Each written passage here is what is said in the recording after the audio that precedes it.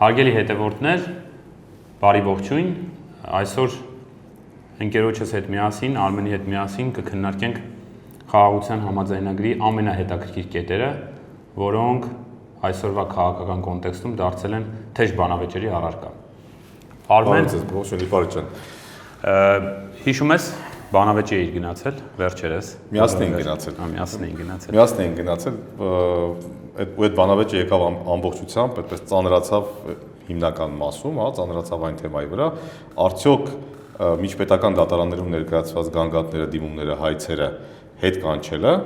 կարող է հանգեցնել պատերազմի, եթե ստորագրվի խաղաղության համաձայնագիրը։ Դա իրենց հիմնական խոսույթն է, որ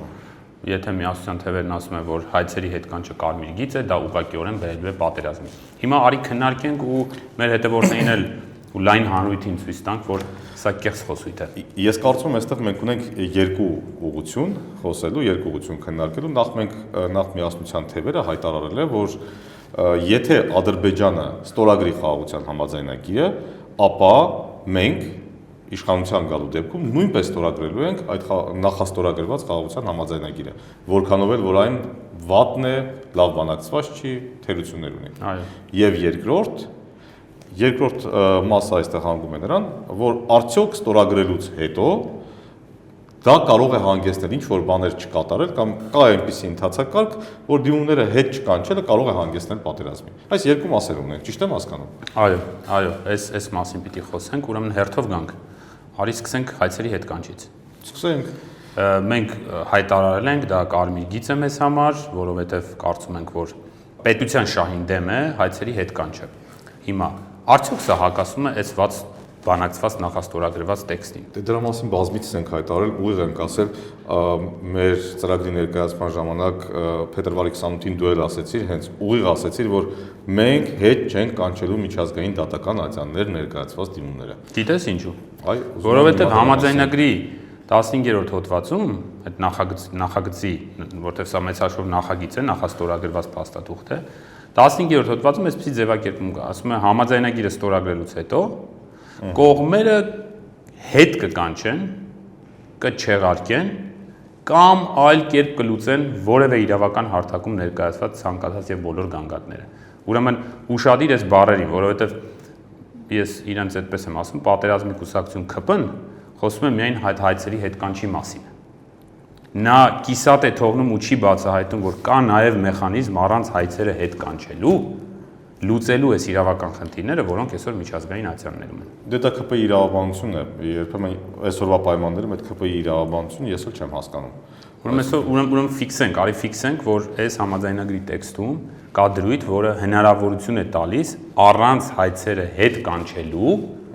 լուծել այս իրավական խնդիրը, լուծել այս իրավական վեճը, որը որ գտնվում է Մարդու իրավունքների եվրոպական դատարանում, որը քննվում է Արդարադատության միջազգային դատարանում կամ միջազգային այլ մարմիններում։ Ես ուզում եմ մի հատ շեշտել, իմ աչքի առաջել է, կամ այլ կերպ կլուծեն որևէ իրավական հարթակում ներկայացված ցանկացած եւ բոլոր միջպետական հայցերը, գանգատները, բողոքները, առարկությունները, վարույթները եւ վեճերը։ Այլ կերպ, այսինքն հիմա ի՞նչ է դա ենթադրում, որ դատական ատյանում ինչպես այլ կերպ կարող է լուծվել, քան դիմումը հետ կանչելը։ Արի օրինակով խոսենք, որ մարդիկ հասկանան։ Օրինակ մենք ունենք Մարդու իրավունքների եվրոպական դատարանում մի քանի միջպետական գանգատ ընդդեմ Ադրբեջանի, ընդ որում այդ թվով Հայաստանը առաջատար է, այսինքն ամենաշատ քննվող գործերը այս պահին միջպետական Հայաստանի ներկայացված գանգատն է։ Ամենալավ տեղը չի, ձևը չի առաջատար։ Ցավոք սրտի։ Հիմա ինչ լուծումներ կան։ Եվրոպական դատարանը ունիվերսալ գործիքներ ունի։ Ոչ միայն հայցերը քննելով լուծելով է վեճը սպառվում Եվրոպական դատարանում, այլ նաև կողմերի հաշտության համաձայնություն կնքելով հենց դատարանում։ Սա մոտավորապես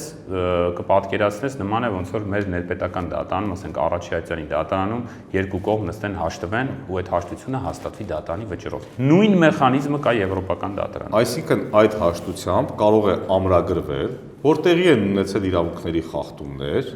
դրանց համար տրամադրվելու կամ չեն տրամադրվելու հատուցումներ կամ ինչ չափերով են տրամադրվելու։ Այո։ Կամ ավելին կարող է ինչ-որ մեխանիզմ սահմանվի, չէ՞։ Իհարկե։ Այսինքն կարող է բանակցվի փաստաթուղթը եւ դա կնքվի ինչ-որ ավելին ասեմ, դրա փորձը կա, Բազմաթիվ միջպետական վեճեր են քննվել եվրոպական դատան եւ օրինակ վերջին շրջանում օրինակ Դանիան ընդդեմ Թուրքիայի միջպետական վեճի շրջանակում կնքվեց հաշտության համաձայնություն Դանիայի ու Թուրքիայի միջև եւ դա հաստատեց եվրոպական դատանը։ Ինչու հնարավոր չէ նույն հաշտության համաձայնությունը ունենալ այստեղ այս վեճերով, Հայաստան-Ադրբեջան վեճով կամ վեճերով եւ հաստատել այդ հաշտության համաձայնությունը եվրոպական դատարանի կողմից։ Ու հեչ պարտադիր չէ գանգատները հետ վերցնել։ Եթե կողմերը իրապես ձգտում են խաղաղության, ուրեմն սա իրատեսական մեխանիզմներից մեկն է, որը տեղավորվում է համաձայնագրի տեքստում։ Հիմա հաջորդ քայլը, որը նույնպես փաստարկվում, ասում են դա պետքա տեղի ունենա 1 ամսվա ընթացքում։ Եթե 1 ամսվա ընթացքում սա տեղի չի ունենում, ապա ուրեմն համաձայնագիրը խախտվեց կրկին եւ այս համաձայնագրի խախտումը կհանգեցնի պատերազմի։ Կամ դուք գնալու եք համաձայնագիրը վերաբանակցեք, որը Ադրբեջանը չի ընդունելու եւ դա նույնպես հանգեցնելու է պատերազմին, դա են մեզ առաջ քաշում։ Այդպիսի մի կուսակցություն կա, պատերազմի կուսակցություն ԿՊ-ի թեզերն են դրանք, ուրեմն դա էլ է հերթական սուտը։ Պատերազմի սպառնալիքը բանը տենց դարձել են զենք եւ գալիս են մեր վրա։ Գիտես, իրոք կլներ ծիծաղելի, եթե ողբերգական չլներ իրողությունը։ Որովհետեւ քո նշած դեպքում պատկերացնենք անգամ տեսականորեն, այսպես վերլուծենք, որ չի լինում հաշտվել, հայցերը հետ չեն կանչվում, այս դրույթը 15-րդ հոդվածը ընդհանրապես չի կատարվում։ Ասում են պատերազմ կլինի։ Ադրբեջանը ասում է, եթե չկատարեցիք, խախտեցիք համաձայնագիրը, այդ համաձայնագիրը խախտելուց հետո ես միանշանակ ձեզ հետ պատերազմելու եմ եւ սեփական բանակցած ամեն դեպս այդպես են ներկայացնում։ Այո, ճիշտ է, շատ ճիշտ է։ Բայց դա խոսում է այն մասին, որ էլի փնթի աշխատանք է արվել, որովհետեւ չեն նայում իրենց սեփական բանակցած տեքստը։ Այստեղ կա 14-րդ հոդված, որը տալիս է իհարկե վատ ձևակերպումներով, շատ վատ բանակցված, բայց այնուամենայնիվ որոշակի լուծում է տալիս։ Ասում է, եթե առաջանում է որևէ տարաձայնություն, որևէ կետի կամ հոդվածի խախտում, ապա կողմերը կձգտեն լուծել դրա հետ կապված ցանկացած վեճ ուղիղ խորհրդակցությունների միջոցով։ Այդ թվում սույն պայմանագրում ձևավորված հանձնաժողովի միջոցով։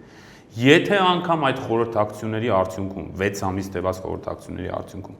որևէ հանգուցալուծում չլինի, ապա կողմերը կփնտրեն վեճերի խաղաղ կարգավորման այլ միջոցներ։ Սա էլ հո իրենց բանակցած տեքստն է։ Ասեմ ավելին, Արմեն ջան։ Ես որ նորից վերընթերցում եմ, այստեղ կա 3-րդ հոդված։ 3-րդ հոդվածը միավորված ազգերի կազմակերպության կանոնադրությանը հղում տալով ասում է, որ կողմերը պետք է ձեռնպահ մնան ուժի կիրառումից կամ ուժի կիրառման սպառնալիքից։ Դե հիմա արի հասկանանք, որտեղ է այստեղ պատերազմը։ Ոնց որ ԿՊ-ն է, բայց ոնց որ ուժի կիրառման սպառնալիք մեր վրա գործադրում, հա։ Այո, ասում է ԿՊ-ն Ադրբեջանի անունից ուժի կիրառման սպառնալիքով ցանկանում է իշխանության գալ եւ ոչ միայն իշխանության գալ, այլ ունենալ սահմանադրական մեծամասնություն։ Ուղիղ սպառնալիքով։ Հիմա տեսեք, այսինքն կարող ենք հասկանալ այս տեքստից, որ այս համաձայնագիրը բացառապես խաղաղության վերաբերյալ է։ Այո, եթե այսպես կողմերը ազնվորեն մոտենան համաձայնագրին, պետք է որ ունենան խաղաղություն։ Բացառապես, այսինքն ասում եմ, համաձայնագիրը կնքում ենք, բանակցում ենք, բոլոր ջանքերը գործադրում ենք, որպեսզի խաղաղորեն լուծենք, խաղաղ ձևաչափով լուծենք մեր փոխադարձ հարցերը եւ չունենանք պատերազմ, այսինքն չկա որևէ տրամաբանություն, որ կլինի պատերազմ։ Եվ եթե Ադրբեջանը ցանկանա պատերազմել, դա որևէ կերպ չի լինի այս համաձայնագրի մեր կողմից խախտման արդյունքում։ Իհարկե։ Եվ նրանք պետք չի այս համաձայնագիրը, որպեսզի պատերազմ ագրեսիա սկսելը կամ պատերազմ սկսելը Ադրբեջանի կողմից դա է ուղղակիորեն լինելու այս պայմանագրի առնվազն 2 կետերի խախտում։ 14 հոդված եւ 3-րդ հոդված։ Այսինքն Ադրբեջանը պատերազմ սկսելու դեպքում ինքն է խախտելու այս համաձայնագիրը։ Ես չեմ կարծում, որ լինի որևէ ողջամիտ այլ մեկնաբանություն, քան այն, ինչ որ մենք հիմա տվեցինք։ Դե ես կարծում եմ այդ առումով չեմպիոններ ունենք այլ մեկնաբանություններ տալու եւ համաձայն եմ հակատրամաբանական բաներ ասելու, անտրամաբանական բաներ ասելու եւ դա գոյություն ունի, դա իրողությունն է մեր։ Բայց հիմա գանք մեր մյուս մասին, հա։ Մենք վստահորեն պնդում ենք, չէ՞, մենք հայտարարել եմ միասնության թևերը, որ Ադրբեջանը չի ստորագրելու այս համաձայնագիրը։ Արման Թաթոյանը, միասնության թևերի ղեկավարը եւ մեր վարչապետի տեխնացուն հայտարարել է, որ Ադրբեջանը ես համոզված եմ չի ստորագրելու այս համաձայնագիրը, որովհետեւ այս համաձայնագիրը իրեն պետք չի ստորագրել, իսկ եթե ստորագրեց, ես նույնպես եւ մենք նույնպես ստորագրելու եւ վավերացնելու ենք այս համաձայնագիրը։ Հիմա մենք ինչու ենք պնդում, որ այդ համաձայնագիրը Ադրբեջանը չի ստորագրելու։ Որն է մեր պնդման հիմքը։ Որտեղից ենք դա վերցնում։ Մի քանիսը դու թվարկիր։ Թվարկեմ, Մեկն էլ իմպորտից ես կասեմ առնվազն։ Թվարկեմ, օրինակ մենք կարծում ենք, եւ ես համոզված եմ, մեր քննարկումները բերել հանգեցրել են նրան, վերլուծելով ադրբեջանական ռեժիմը, այն ռեժիմը, որը տիրում է Ադրբեջանում, որ այդ պետությանը պետք է պատերազմ կամ պատերազմի սպառնալիք, որպեսզի իր հասարակությանը ամուր sense բռունցքի մեջ պահի, սպառնալիքի ներքո պահի եւ անդադ ունենա թշնամի, որի դեմ պետք է պայքարել, որպեսզի հասարակությունը չզարթնի մի պահ եւ սկսի գործել ռեժիմի դեմ, ոչ ժողովրդավարական ռեժիմի դեմ։ Սա ընդհանուր է, այսպես կանոն նարատիվը։ Հետաքրքիր հիմա զուգադիպությամբ ես հիշեցի ՔՊ-ի խոսույթը, այդ որ քիչ առաջ նշեցիր, թե եթե մենք չունենանք սահմանադրական, չէ, մեծամասնություն, չհաղթենք, ասեց հետո եթե չունենանք սահմանադրական մեծամասնություն, սեպտեմբերին պատերազմ կլինի։ Այստեղ երկու տրամաբանական եզրահանգում կա։ Առաջինը կամ իրենք որպես պետական իշխանություն տվյալներ ունեն հետախուզության, արտաքին հետախուզության, որ իրոք լինելու է պատերազմ ու դա դեռ թաքցնում են։ Կամ իրենց եղբայր Ալիևի ու հայր Էրդողանի հետ միասին ունեն պայմանավորվածություն, որ եթե ԿՊ-ն չանցավ իշխանության, անպայմանորեն պետք է տեղի ունենա ագրեսիա այս երկու պետությունների կողմից։ Այսինքն երկուսն էլ ձեռք է տալիս։ Այսինքն եւ Հայաստանում այսօր գործող իշխանությունը ԿՊ-ին է ձեռք տալիս, որպեսզի ինքը պատերազմի սպառնալիքով պահի իր իշխանությունը, վերընտրվի, եւ Ադրբեջանին է ձեռք տալիս, որպեսզի այնտեղ ունենա պատերազմի սպառնալիք, որ հայերը վատն են, հայերը պատերազմող են, եւ եթե նույնիսկ հիմա այս խոսույթով են, չէ, իրենք գալիս, նշանակում է, եթե իրենք չընտրվեցին, հայ ժողովուրդը պատերազմ է ուզում։ Այսինքն այդ սպառնալիքն են դնում ամեն ինչի հիմքում։ Երկրորդը արդեն փաստ է։ Այս համաձայնագիրը կա, որը նախաստորագրված է եւ կարող է ստորագրվել։ Կարծես բոլոր պայմանները համաձայնեցված են։ Եվ եթե իրական կողմերը ցանկություն ունեին խաղաղության, պետք է գային ստորագրեին, գնային իրար հետ հաշտ ապրեին եւ լուծեին մնացած հարցերը, բայց Ադրբեջանն ասում է, պետք է անպայման փոխեք ձեր սահմանադրությունը։ Լրացուցիչ պայման համաձայնագիրը ստորագրելու համար։ Արդյոք դա չի այդ համաձայնագրի խախտումը։ Ես կարող եմ երաշխավորել, որ եթե անգամ սահմանադրության պայմանը, այդ դրված պայմանը կատարվի, Ադրբեջանը առաջ է քաշելու նոր, դրանից հետո նոր, դրանից հետո եւս մեկ ու այդպես շարունակվող պայմաններ։ Հիմա էլ երրորդին անդրադառնանք։ Արևմտյան Ադրբեջանի համայնքի վերադարձը 300,000 ադրբեջանցիների, որոնց վերաբերյալ հարցը վաղուց փակված է միջազգային ատյաններում։ Ճիշտ եմ ասում։ Այո։ Միջազգային ատյաններում այդ հարցը առաջ է քաշվել Ադրբեջանի իրավական հարթակում դա փակված է։ Եվ այդ հարցը փակված է։ Իսկ մյուս դրույթը տարածքների իրենց տենց անվանակոչումներ, որը նաև այդ արևմտյան Ադրբեջանի խոսույթի մեջ է տեղավորվում, եւ ես շատ եմ ցանկանում լսել ձեր փորձը այ ադրբեջանցիների կողմից իրենց խոստումները պահելու եւ համաձայնագրեր կնքելու պատրաստակամության վերաբերյալ։ Գիտես, ինձ թվում է փորձը լավագույն, այսպես ապացույցն է եզրահանգումներ անելու համար։ Էմպիրիկ փորձ, ինչպես կասեն, չէ՞։ Միշտ տեղի ունեցավ։ Մենք Հայաստանը եւ Ադրբեջանը ասեմ, որ Լիպարիտը եվրոպական դատարանում աշխատել է, Լիպարիտը հանդիսացել է Հայաստանի Հանրապետության ինչպես էր կոչվում միջազգային իրավական հարցերով ներկայացի գրասենյակ։ Միջազգային իրավական հարցերով գրասենյակի ղեկավարը եւ առաջին բանակցողներից է եղել հայկական գործերով։ Նախարարների կոմիտեում, այո, նաեւ շատ հաճախ բանակցել ենք, մասնակցել ենք դեբատների եւ կուզենայի հատկապես մի գործի վերաբերյալ կենտրոնանալ։ Ուրեմն երևի գիտեն շատերը, մասնագիտական հանրույթը լավ գիտի, մեր հասարակությունն էլ կարծում եմ տեղյակ է, երկու գործեր զուգահեռ, Չիրագովի գործը ու Սարգսյանի գործը, սրանք 90-ականների տեղահանումների վերաբերյալ գործեր են։ Որը Չիրագովի գործն է։ Գիտես, դա այն Չիրագովի գործն է, միակը ընդ որում, հօգուտ Ադրբեջանի, որին Ալիևը 2020 թվականի սեպտեմբերի 25-ին ՄԱԿ-ի ամբիոնի ցողում կատարեց արդարացնելու իր ագրեսիան։ Քաջաբար արժևորելով, քաջ գիտակցելով եւ արժևորելով դրա իրավական արժեքը։ Իսկ մենք ունենք 10 այդպիսի վճիռ։ Այսօրվա իշխանությունները ցավոք սրտի վճիռների ոչ հողում են տալիս, ոչ օգտագործում են բանակցությունների ժամանակ, ոչ էլ կապիտալիզացնում են դա։ Հոգուտ հայկական պետության եւ հայկական շահ։ Դե մենք իրավունքը վերցրել ենք, մենք այլ հարցեր ունենք նմանատիպ, որոնք վերցրել ենք իրավունքը մի կողմ ենք դրել, ավելին Ադրբեջանի համար ստեղծում ենք իրավական հիմքեր, որպեսզի Ադրբեջանը ապագայում ավելի մեծ հաջողությունների հասնելու հնարավորություն ունենա։ Հիմա տես ինչ տեղի ունեցավ։ Մի քանի տարի շարունակ տևած ուրեմն այդ վճիռները 2015 թվականին են եղել, հրապարակվել եվրոպական դատարանի կողմից։ Եվ Ադրբեջանը եւ Հայաստանը տևական ժամանակ չէին կատարում վճիռը։ Չկատարելը մեծ հաշվով վերաբերում էր կոմպենսացիաները, փոխհատուցումները վճարելու։ Հայաստանն ասում էր Ադրբեջանը թող սկզբից վճարի, հետո ես, Ադրբեջանն էլ ասում էր Հայաստանը թող վճարի, հետո ես։ Ի վերջո եկանք մի կետի, որ Եվրոպայի խորհուրդը որոշեց պատրաստել մեկ միասնական համաձայնագիր, որը կստորագրեին երկու պետությունները եւ միաժամանակ փոխանցում կիրականացնեին կոմպենսացիայի։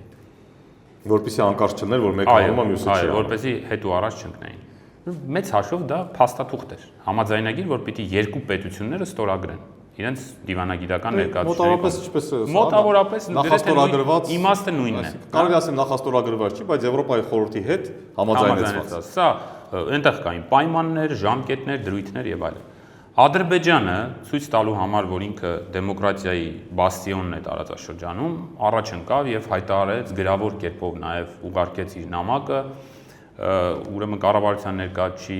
ստորագրությամբ, որ պատրաստ է ստորագրել այդ համաձայնագիրը։ Հավանաբար Ադրբեջանը մտածում էր, որ Հայաստանը չի գնա այդ քայլին։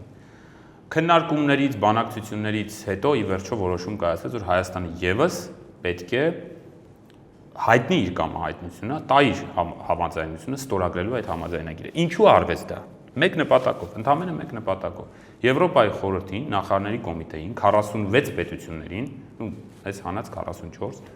ցույց տալու, որ Ադրբեջանը երբևէ չի կատարի որևէ համաձայնագիր կամ որևէ վճիռ, որտեղ գեթ 1 հայ օգուտ կստանա։